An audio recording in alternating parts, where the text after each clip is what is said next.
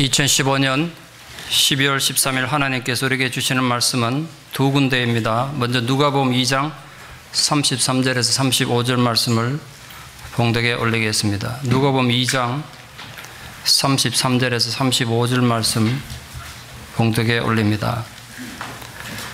그의 부모가 그에 대한 말들을 놀랍게 여기더라. 시몬이 그들에게 축복하고 그의 어머니 마리아에게 말하여 이르되 보라, 이는 이스라엘 중 많은 사람을 패하거나 흥하게 하며 비방을 받는 표적이 되기 위하여 세움을 받았고 또 칼이 네 마음을 찌르듯 하리니 이는 여러 사람의 마음과 생각을 드러내려 함이니라 하더라. 마가복음 8장 34절 한 절 더 봉독합니다. 마가복음 8장 34절 말씀입니다. 무리와 제자들을 불러 이르시되 누구든지 나를 따라오려거든 자기를 부인하고 자기 십자가를 지고 나를 따를 것이니라. 아멘. 어린 시절 읽었던 동화 같은 우화 내용입니다. 인도의 무굴 제국의 한 황제에겐 후사를 이을 왕자가 없어서 무척 고민이 많았습니다. 그런 중에 드디어 황후가 잉태하고 왕자를 낳았습니다. 황제 기쁨 말할 것도 없고 온 나라가 축제 분위기에 빠졌습니다. 그래서 온 나라가 왕자를 탄생한 것에 대해 축복하는 축하를 열었고 각 나라에서는 사신을 보내서 축하를 했습니다. 그런데 동방에서 한 주술사가 선물을 갖고 와서 왕자를 보더니 희한한 얘기를 했습니다. 이 왕자는 아주 훌륭하고 뛰어난 용사가 될 것입니다. 그러나 30살 되는 생일 되기 전에 사자를 사냥하다가 죽을 상입니다. 이랬습니다. 황제가 들으니까 기분이 얼마나 나쁩니까? 금방 태어난 애기 보고 죽을 운명을 얘기 안 하니까. 그래도 그 괜히 찝찝하지 않습니까? 무시하자니 찝찝하고. 그래서 왕자가 엄마 젖을 때는 그 시기가 돼서 사자가 살지 않는 섬에다가 왕자를 왕궁을 짓고 거기에 기거하게 했습니다. 예언대로 왕자는 자라서 정말 호탕하고 용사가 돼서 사냥도 잘하고 들로 산을 뛰어다녔습니다. 그러나 좁은 섬이 얼마나 따뜻했겠습니까? 자기가 30살 되기 전에 사자에 사냥하다 죽을 상이라 30살 생일 되기 전에 섬을 벗어날 수 없다는 사실하고 무척 절망했습니다. 너무 힘들어하는 왕자를 황제가 위로하기 위해서 큰 벽을 이제 나무로 세우고 거기다 그림을 그려서 아주 그 넓은 아프리카 초원 같은 거 그리고 거기다 사자를 여러 마리 그려뒀습니다. 그거 보고 좀 위로받으라고. 실제로 처음엔 그 그림 보고 왕자가 위로를 많이 받는 듯 했습니다만 왕자가 그 사자를 쳐다볼 때마다 기분이 나쁩니다. 내가 이놈 때문에 여기 감옥 안에 감옥생활 하는구나. 쳐다볼 때마다 화가 치밀어 오릅니다. 그러다 30 생일 되기 한 두어 달 전에 그때는 화가 도저히 참지 못해서 주먹으로 그 사자를 막 때리기 시작했습니다. 근데 때리다 보니까 신하들이 그 그림 그리느라 만드느라고 그 밑에다 나무에 못을 박아놨는데 그 못이 튀어나와서 주먹을 못으로 친 거죠. 주먹에 상처가 생겼습니다. 별것 아닌 것 같았는데 녹슨 못이 찔려가지고 곰더니 파상풍으로 죽어버렸습니다. 결국 사자 때문에 죽은 거죠. 얘기 요지는 이겁니다. A한테는 함부로 예언하지 마라. 아무리 천하고 보잘것없는 집 안에 아기라도 태어나면 그 아기에 대해서는 좋은 얘기만 하는 게 인지상정 아니겠습니까? 아기 보고는 아무리 못생겨도 잘생겼다 그래야 되고요. 안 그러겠습니까? 여러분, 사실 애 태어나 처음 보면 그래도 인간같이 보입니까? 네. 또 가서 보면 사내에면 나중에 장군감이다 그러고 딸이면 클레오파트라가 울고 갈 것 같다 그러고 뭐 그래 얘기해 주는 게 예의라고요. 그게 동서고금을 막론하고 살아서는 기본 예의 아니겠습니까? 근데 이제 갓 태어난 애기 보고 부모에게 이 자식 때문에 앞으로 가슴 찢어지는 원통한 일이 생길 것입니다 라든지 이 자식이 크면 사람들에게 엄청난 비난과 욕을 먹는 사람이 될 것입니다. 이런 얘기하면 그 부모에게 얼마나 상처가 되고 또 그 말하는 사람이 얼마나 그 무식한 사람 되겠어요. 그런데 오늘 본문에서 아기 예수를 보고 평생을 하나님의 희망을 바라보고 살았던 하나님의 사람이라 일컬어지던 시몬이 부모들께 정말 거북한 말들을 거침없이 예언하고 있습니다. 그런데 그 예언이 곧 하나님의 말씀이었고 그 말씀들 이야기는 고난의 삶을 살게 될 것입니다. 태어날 때부터 비극적인 죽음의 예언을 가지고 아기 예수가 태어났다는 사실이 다시 성탄을 맞이하면서 우리가 깊이 묵상해야 될 성탄의 숨겨진 진실입니다. 시몬이 먼저 아기 예수가 어떤 생애를 살아갈 것인지를 크게 두 가지로 예언합니다. 첫째는 많은 사람들을 패하거나 흥하게 할 것이다 라고 예언했습니다. 여기에 패하게 한다는 원어의 뜻이 나중에 예수님이 똑같은 단어를 설명하실 때, 설교할 때 쓰시는데 어디에서 사용하시냐면 모래 위에 지은 집이 무너진다 할 때 그때 무너진다는 단어가 이거 패한다는 단어와 똑같은 단어입니다. 남들 보기엔 가랄듯하고 거창한 신앙의 모양은 있지만 거짓된 위선된 신앙인들은 모래 위에 지은 집이 폭우에 무너지듯이 이 아기 예수가 자라서 선포할 진리에서 무너질 거란 겁니다. 대단하지 않습니까? 가난 아기 보고 그런 예언을 하다니 좀 대단한 예언입니다. 또 흥한다는 말은 이 흥한다는 단어 자체가 예수께서 부활하셨다 할 때 부활하다는 단어와 똑같은 헬라어입니다. 앞으로 부활의 실체가 될 아기 예수로 인해서 빛이 난 자, 억눌린 자들이 그 고통에서 벗어나 진짜 말대로 흥하게 될 것을 예언한 것입니다. 시몬의 첫 번째 예언은 한마디로 말하면 이 아기 예수가 자라서 반석 같은 존재가 될 거란 거예요. 그런데 사람들의 신앙의 진실성에 의해서 이 아기 예수가 될 반석이 시험하는 돌, 걸림돌이 되기도 하지만 어떤 사람에게는 구원의 반석이 되기도 할 것이라는 예언입니다. 여기까지는 뭐 그래도 들을만하죠. 그 다음 예언부터가 아주 심각한 내용입니다. 이 아이는 자라서 비방을 받는 표적이 될 것이라는 것입니다. 이것은 예수님이 대적들에게 어떻게 거절당할 것인지를 예언하셨습니다. 이 예언대로 예수님은 세상의 비방을 공생의 3년 동안 계속 받았고 결국 그로 말미암아 십자가에 달려 죽을 그런 존재가 된 거 아닙니까? 이 갓난아기를 보고 나중에 사람들에게 욕먹고 비방받을 존재가 될 것이라고 예언한 건 정말 엄청난 무리 아니겠습니까? 근데 그 정도까지는 참을 수 있겠으면 거기에 더 나아가서 시몬은 더욱 비참하고 고통스럽게 마리아에게 예언했습니다. 칼이 네 마음을 찌르듯 하리니. 칼로 심장을 찌를 거라는 거예요. 아기 때문에. 이건 갓난아기 예수가 자라서 사람들에게 당하는 고통과 아픔이 얼마나 비참한지를 말하고 있습니다. 단순히 남에게 비방듣고 욕먹는 정도가 아니라는 겁니다. 앞으로 아기 예수는 칼이 심장을 뚫고 지나가는 것 같은 고통을 어머니 마리아가 느낄 정도로 비참한 상황에 처할 거란 것입니다. 이건 분명히 예수님이 십자가의 죽음을 당하실 것을 예언하신 것입니다. 그러니까 결론적으로 요약하면 이렇습니다. 베들레헴 마구간의 말 여물 통해서 태어나신 아기 예수는 이미 태어날 때부터 사람들에게 비방거리가 될 것이며 궁극적으로는 십자가에 비참하게 죽임당할 것이라는 예언 속에 태어난 것입니다. 인류의 구원자이며 메시아이신 예수님이 그토록 비참한 생을 살아야 된 이유를 오늘 시몬이 이렇게 예언했습니다. 바로 사람들의 마음과 생각을 드러내기 위해서라는 겁니다.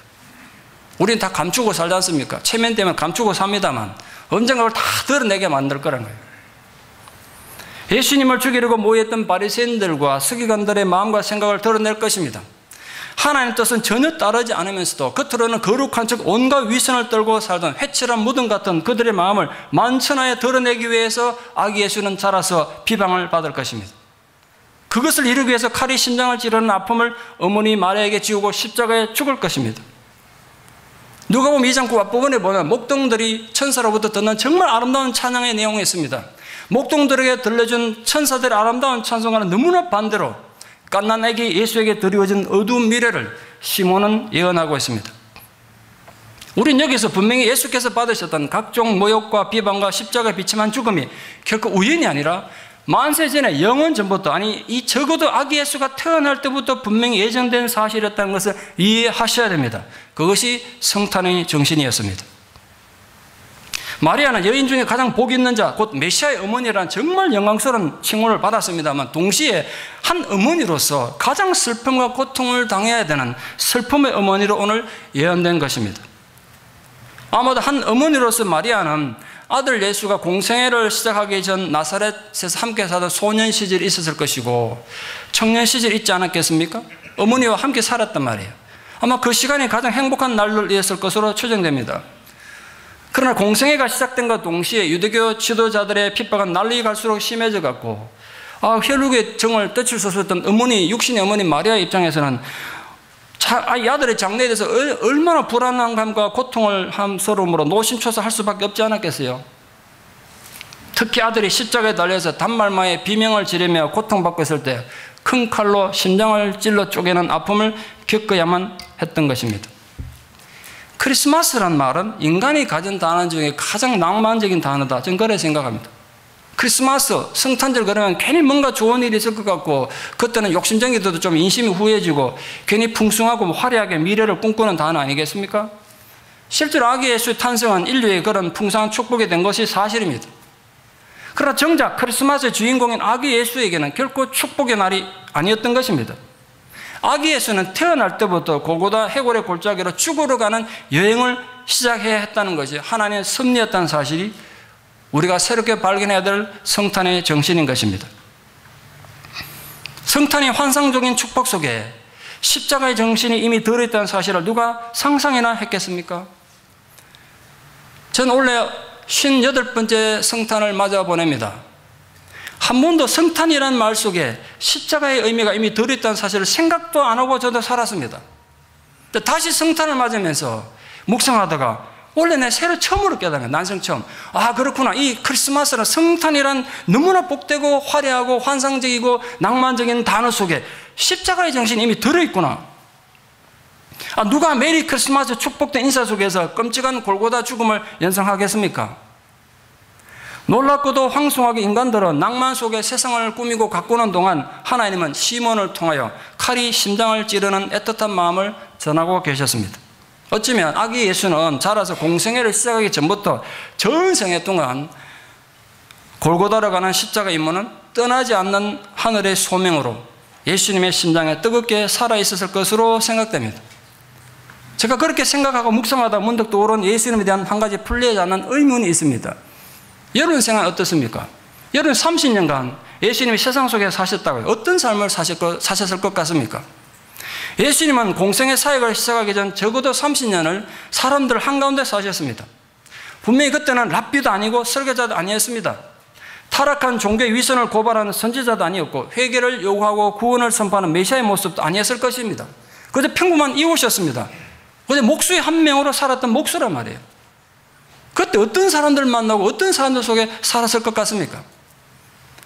그때 예수님은 인격이 훌륭하고 믿음이 출중한 아름다운 이웃들만 만나셨겠습니까? 결코 아니었을 것입니다.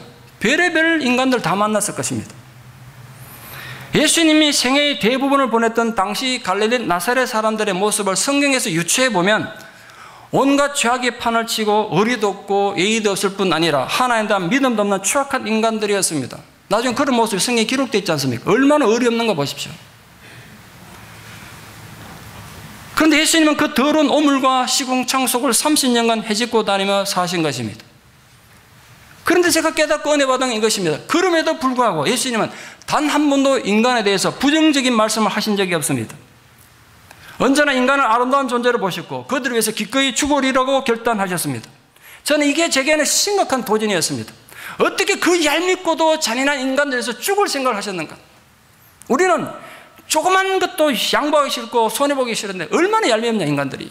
근데 그 얄밉고 야비한 인간들을 위해서 그래서 돈 좀 손해보고 내 자존심 사는 게 아니라 어떻게 그 야비하고 잔인한 인간들을 너무나 알면서도 그들을 비판한 적도 없고 욕한 적도 없고 그들을 위해서 죽을 각오를 하셨는가? 이게 제게 도전이었습니다. 나도 그럴 수 있는가? 그게 우리에게 도전이죠. 그것이 예수님이 보이신 제자의 삶의 핵심이었습니다. 그 정신은 이미 오늘 시몬이 예언했던 것처럼 태어나면서부터 이미 골고다로 가는 삶을 살았기 때문에 가능한 것입니다. 그래서 저는 다시 성탄을 맞이하면서 베들레헴 마구간의 여물통에 태어나신 아기 예수를 묵상하다가 그곳에서 이미 시작된 십자가 정신을 발견한 것입니다. 베들레헴 마구간에서 골고다로 가는 것이 예수님의 예정된 삶의 여행길이었습니다. 그리고 그 길은 우리들이 또한 걸어가야 되는 길이기 때문에 우리가 심각하게 묵상해 봐야 합니다. 메리 크리스마스 성탄을 축하합니다. 이 인사는 아름답고 흥분되는 이 기대를 나누는 축복이 시작하는 거 분명합니다. 그러나 잊지 마십시오. 그 축복 인사 속에 우리가 결코 부정할 수 없는 십자가의 정신이 이미 들어있다는 사실을. 베들레헴 마구간에서 지상의 삶을 시작한 아기 예수의 삶은 처음부터 십자가의 최후가 기다리고 있는 골고다를 향하고 있었습니다. 여러분은 왜 예수를 믿습니까? 무슨 영광을 보기 위해서 예수를 믿습니까? 혹시 알고는 믿습니까? 여러분, 예수 믿는 마지막 끝이 십자가라는 것, 여러분 예수 믿는 마지막 끝이 골고다의 비참함이라는 걸 알고는 믿습니까? 생각 다시 한번 해보십시오. 그래서 예수님은 하나님의 나라 백성이 되려는 자들, 적어도 주님의 제자가 되려는 자들에게 분명한 각오를 요구하며 초청하신 것입니다. 이미 베들레헴 마구간에 시작된 예수님 제자됨의 정신은 오늘 본문에서 헬라 어문에는 세 가지 명령문으로 주어져 있습니다. 우리나라 성경은 한 문장으로 되어 있습니다. 헬라 어문에 분명히 단락단락 세 개의 명령문으로 되어 있습니다. 아무든지 나를 따라오려거든. 첫째, 그는 자신을 부인하라. 끊어져 있습니다. 부인하라 하는 명령이란 말이에요. 그리고 그는 그의 십자가를 지라. 그리고 되어 있습니다. 그리고 그는 나를 따르라. 이렇게 되어 있습니다. 이게 원문을 직역하면 그렇습니다. 그것은 예수님이 어설픈 제자들을 가르치고 군중들을 가르치다가, 야, 이 친구들 보니까 아무래도 제자가 안 되겠네. 내가 이 정도 성경 공부가 좀 안 되겠네. 그럼 내가 이들을 어떻게 가르칠까? 내가 고민해보자. 이래서 만들어낸 교육 과정이 아니란 말이에요. 베들레헴 마구간에서 태어나신 그때부터 예수님이 계획하고 오셨던 길이고, 예수님이 걸어가신 그 길이므로 우리들도 걸어가야 한다는 우주의 근본을 바꾸는 대선언님의 요구인 것입니다. 십자가에 대한 예수님 가르침은 당시 제자들만 아니라 앞으로 주를 따르고자 하는 모든 제자들에게도 해당하는 교훈이었습니다. 누구든지 예수를 따르기 위해서는 그에 따르는 고통을 감수해야 합니다. 그런데 많은 사람들이 예수를 따르겠다고 하면서 거기에 따른 고통과 불편은 절대로 감수하려고 하지 않습니다. 그러니까 못 따르는 것입니다. 첫째, 천국에 대한 예수님 초청은 누구나가 그 대상이었습니다. 남녀노소 인종의 차별이 없었습니다. 아무든지 나를 따라오려거든. 이게 나를 따라오려거든, 따른다는 말의 의미를 직역하면 결코 변함없이 지속되는 굳은 결단을 말합니다. 의지의 결단을 말합니다. 예수님께서는 예수를 따르는 자는 먼저 예수님 향해서 굳은 결심, 심지가 있어야 된다고 요구하신 것입니다. 심지가 굳어야 돼요. 근데 사람들 마음이 너무 간사해요. 바람이 움직이는 물길 같아요. 누가 말 한마디 하면 시험 들고, 누가 조금만 뭐라 그러면 완전히 무너집니다. 심지가 굳지 못하니까 예수님을 따를 수도 없고 제자가 될 수 없는 것입니다. 이 말은 그리스도인됨의 정의라 할 수 있습니다. 그리스도인됨. 예수를 믿는다, 그리스도인이 된다는 말은 예수님의 길을 자신의 길로 여기고 예수님이 걸어간 길을 변함없이 철저하게 따른다는 의미입니다. 순간순간 감정에서 왔다 갔다 해서는 절대로 그 길을 못 간다는 거예요. 혹시 알고는 계셨습니까? 그것이 성탄의 정신이었다는 사실. 누가 성탄절 속에서 십자가의 길을 생각하겠어요? 예수님은 베드로와 당시 제자뿐 아니라 주님을 따르는 모든 자들에게로 그 대상을 확대하여 제자의 자격을 오늘 말씀하셨습니다. 주님의 제자됨의 자격은 사람들이 정한 게 아닙니다. 목사가 정한 게 아닙니다. 결코 세상의 자격증이 아닙니다. 이건 주님이 직접 정하신 것입니다. 누구도 이 자격 검정 시험에는 예외가 없습니다. 누구든지입니다. 그 말을 뒤집으면 비록 예수님 곁에 있던 베드로를 위시한 예수님께 직접 훈련받고 교육받은 제자들조차도 이 자격에 불합격되면 제자가 될 수 없다는 거예요. 실제로 예수님 12제자가 다 제자된 거 아니지 않습니까? 그렇다면 오늘 우리는 오죽하겠습니까? 저는 이 자리에 예배드리는, 적어도 색가람 단임 장로교에서 예배드리는 모든 분들이 예수님 제자가 되기를 축원합니다. 다른 여자처럼 실패한 자가 한 명도 없기를 바랍니다. 그건 어디까지 우리 소망일 뿐이죠. 선택은 여러분이 하는 것입니다. 선택은 여러분이 하는 거예요. 나는 대단히 예수를 잘 믿고 내가 아무리 믿음이 좋다고 소리쳐도 헛것이란 말이에요. 내가 제자가 못 되면. 오늘 주님이 세우신 이 자격에 미달되면 제자는 될 수가 없습니다. 교인은 될 수 있을지 몰라도. 진정한 제자의 자격을 말씀하신 주님의 의도를 절대로 망각하면 안 되는 것입니다. 누구도 이것을 미화시킬 수도 없고 꾸밀 수도 없습니다. 이건 예수님이 세우신 기준입니다. 하나님 나라는 하나님 나라로 초청받은 모든 사람들의 것이 아니라는데 정말 놀라운 반전이 있습니다. 무조건 초청장 있으면 가는 줄 알았는데 하나님 나라는 단지 초청받은 자들의 것이 아니라 예수 그리스도를 따르는 자들의 것입니다. 그 말의 핵심은 단순히 머리로만 예수에 대해 아는 게 아니라 삶의 중심이 예수와 관계를 맺으면 내가 좀 부족하고 힘들더라도 주를 따르는 자들의 천국을 가질 것이라는 거예요. 두 번째로 그리스도를 따르는 자가 되기 위해서는 자기를 부인해야 가능하다고 오늘 말씀하셨습니다. 베들레헴 마구간의 성탄의 정신은 자기 부정에 있습니다. 이 자기를 부인한다는 말의 원어의 뜻은 그것과 내 자신은 아무 상관없음을 공언하다는 뜻입니다. 사람들 앞에서 저건 나와 아무 관계없다고 얘기하는 걸 자기 부정이라고 말합니다. 그게 원어의 뜻입니다. 결국 자기를 부인한다는 것은 이게 내 자신인데, 이게 내 감정이고 내 육신이고 내 욕망입니다. 근데 이건 나와 상관없다고 공언해야 한다는 거예요. 내 안에 있는 욕망이고 내 안에 있는 자존심이고 내 안에 있는 많은 감정인데 이건 내 것이 아닌 것처럼 행동해야 된다는 거예요. 이게 내 감정이면 내 감정 나쁠 때 기분 나쁘죠. 그러나 이 기분 나쁜 게 내 게 아니란 말이에요. 그게 자기 부정이에요.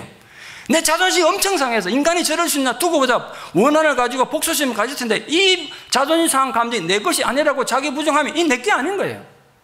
그럼 자존심 상한이 아니란 말이에요. 그렇게 해야 된다는 거예요. 그 의미는 단순히 욕망을 절제하는 정도가 아니라 자중심의 삶을 완전히 그러니까 포기하는 걸 의미하는 겁니다. 이전에 자기 자신을 부정하고 새로운 왕 곧 예수 그리스도를 중심에 모시고 살아야 되는 걸 의미합니다. 그 길은 결국 고난의 길이고 그 고난의 길을 가기 전에 먼저 자신에 대한 내적 거부가 있어야 합니다. 다시 말해서 자기 집착이나 안일함 또는 이기심과 자기 자랑을 모두 포기할 수 있어야 합니다. 그때 인간은 자신이 아닌 하나님을 자신의 삶의 중심에 두게 되고 그러면 죽음까지도 두려움 없이 받아들일 수 있는 영적인 힘을 가질 수 있습니다. 그러므로 자기를 부인한다는 실천적인 의미는 오만하고 죄악된 자기 자신에게는 희망이 없음을 인정하는 겁니다. 하나 인정하십시오. 내게는 희망이 없음을. 죄악된 인간은 언제나 자꾸 나를 내세우고 나의 편안함과 쾌락만을 신앙의 제일 목적으로 생각합니다. 그러나 진정 하나님 백성이 되고 주님의 제자가 되려는 사람들은 자기 중심적인 이기심을 버리고 하나님 중심적인 사람이 되어야 됩니다. 하나님 중심적인 사람이란 하나님을 머리로만 생각하는 것이 되어서는 안 된다는 겁니다. 말로만 하나님 사랑합니다, 내가 희생합니다 라고 고백하는 위선으로도 안 된다는 거예요. 진정 제자란 이 땅에서 하나님의 나라를 대표하는 주님의 몸된 교회 안에서 자신의 헌신과 희생을 올바르게 실천하며 살아야 한다는 것입니다. 또한 자기를 부정한다는 건 결국 자기 감정을 극복하는 것입니다. 지렁이도 밟으면 꿈틀거린다는데 감정 있는 인간이 얼마나 감정에 영향을 받습니까? 살다 보면 기분 나쁜 일도 많고 자존심 상한 일이 얼마나 많습니까? 그러나 하나님의 나라를 먼저 생각하는 주님의 제자라면 자기 감정, 자기 자존심조차도 기꺼이 포기할 줄 알아야 된다는 거예요. 여기에 대해서 보네포는 이렇게 독일 국민에게 고했습니다. 보네포는 우리가 진정으로 하나님의 나라 백성이고 주님의 제자라면 값싼 은혜, 싸구려 은혜에 머물지 말고 예수 그리스도의 참된 제자로서 값비싼 은혜를 받을 것을 전 독일교회에 외쳤습니다. 그러나 독일교회가 거기 귀를 기울이지 않았기 때문에 결국 보네포는 순교하는 걸로 목숨을 잃어야 했습니다. 값싼 은혜란 십자가까지도 자기 욕망의 도구로 생각하는 겁니다. 그러니까 기독교가 기복종교, 무당종교가 되는 거죠. 그러나 값비싼 은혜란 내가 기꺼이 나를 포기하고 은혜가 정말 은혜되게 하는 결단을 요구하는 행위입니다. 그게 믿음이란 말이에요. 단순한 종교 행위는 아무런 힘이 없습니다. 여러분 교회를 얼마나 다니나 이 중요한 게 절대로 아니라 근데 수없이 외쳤습니다. 왜냐하면 단순한 종교 행위는 아무런 힘이 없기 때문에 아무런 능력이 없습니다. 여러분 오늘 비 오는데 교회 오시느라 고생 많이 하셨습니다. 그러나 아무리 교회 왔다 갔다 해도 아무런 능력이 없습니다. 자신의 욕심 하나 해결을 못합니다. 자기 안에 또아리 털고 있는 작은 분노도 해결하지 못하고 허접스러운 교만함도 해결하지 못합니다. 그러나 값비싼 은혜, 다시 말해서 철저히 자기를 부정해본 희생과 대가를 지불해본 믿음은 세상을 이길 힘을 갖게 합니다. 세 번째로 베들레헴의 마옥관에 시작된 제자의 정신은 자기 십자가를 지는 것입니다.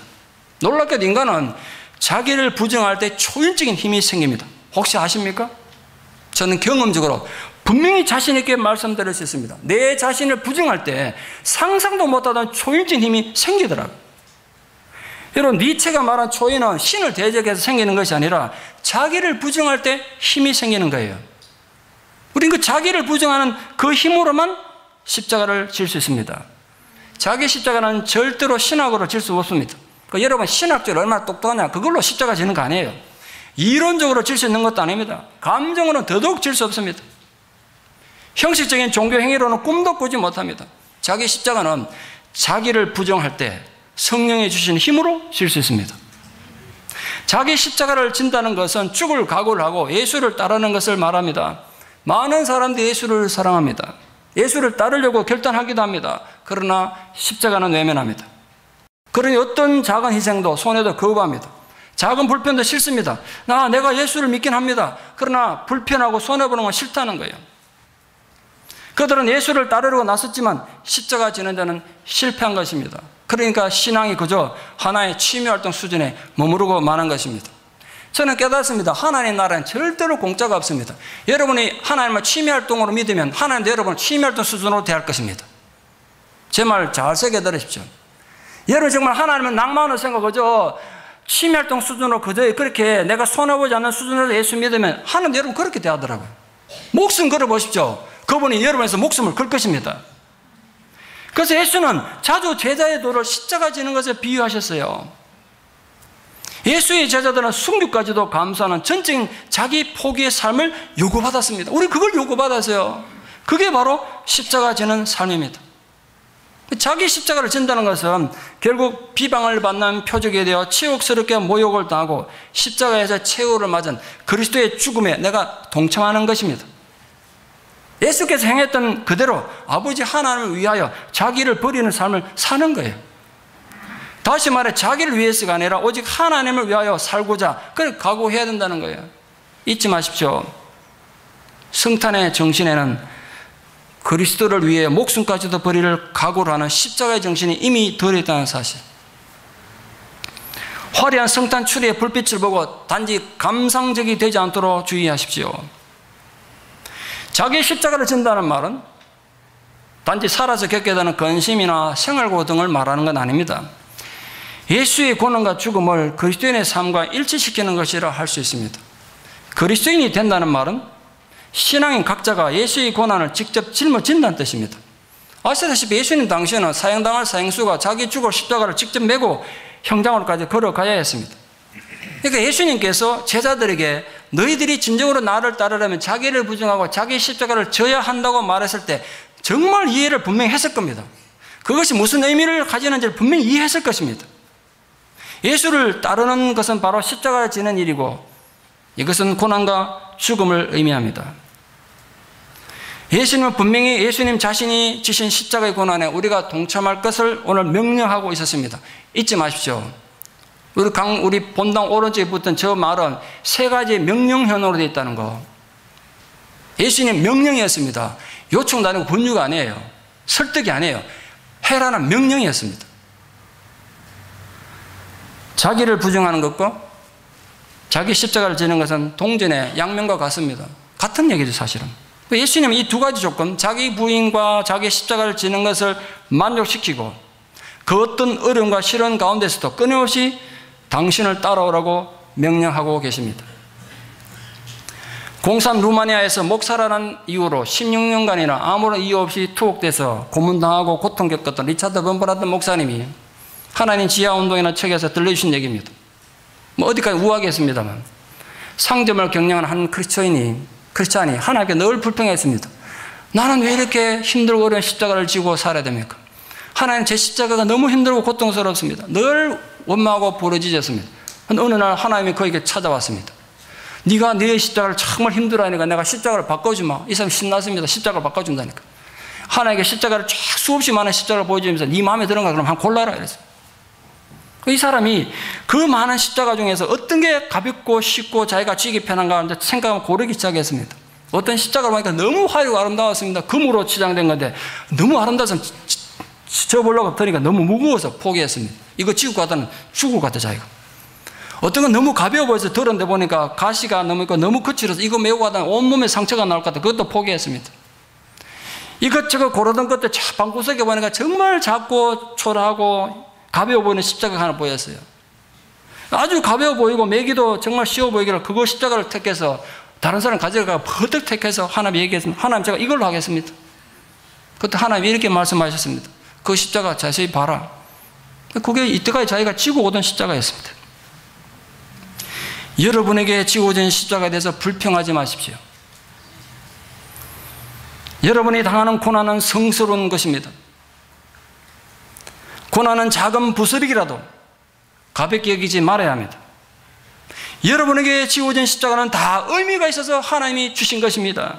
그것을 깨닫는 것이 성탄의 정신입니다. 다시 성탄을 맞이하면서 베들레헴 마구간에 오신 아기 예수의 낮아지심이 이미 십자가로 가는 출발점이었다는 사실을 새롭게 깨닫고 자기 부정과 자기 십자가에 대한 깊은 이해를 가지고 진정으로 주님을 따르는 결단하는 복된 성탄이 되기를 진심으로 축원합니다. 기도드리겠습니다. 하나님 아버지의 크신 은혜와 사랑을 진실로 감사드립니다. 주께서 우리에게 은혜를 주셔서 아기 예수를 베들레헴 마구간 말 여물통에 나게 하시고 우리의 구세주로 주셨습니다. 메리 크리스마스 성탄절은 그저 아름다운 낭만이 아니라 아기 예수의 탄생 순간부터 칼로 심장을 찌르는 듯한 고통을 향해 걸어가는 삶이었다는 사실을 우리가 새롭게 깨닫습니다. 성탄절 속에 이미 십자가로 가는 주님의 제자도의 정신이 있었음을 다시 깨닫습니다. 그래서 다시 성탄을 맞으며 우리가 주님 앞에 결단합니다. 주님, 저희도 주님의 제자의 삶을 살아가게 도와주시옵소서. 모든 성도들이 주의 제자에 실패하지 않기를 소망합니다. 이것은 선택해도 되고 거부해도 되는 것이 아니라 주님의 명령이었음을 우리가 고백합니다. 주님이 누구나 그렇게 선택해야 될 명령이었으므로 우리 오늘 주님이 주신 이 세 가지 명령을 겸손히 순종함으로 자기 자신을 부정하고 자기 십자가를 짐으로 우리도 베들레헴 마구간에 태어나신 주님의 낮아지심의 정신을 깨닫는 참된 성탄의 의미를 깨닫는 복된 우리 교회 성도님들 되게 도와주시옵소서. 예수님 이름 받들어 기도드리옵나이다. 아멘.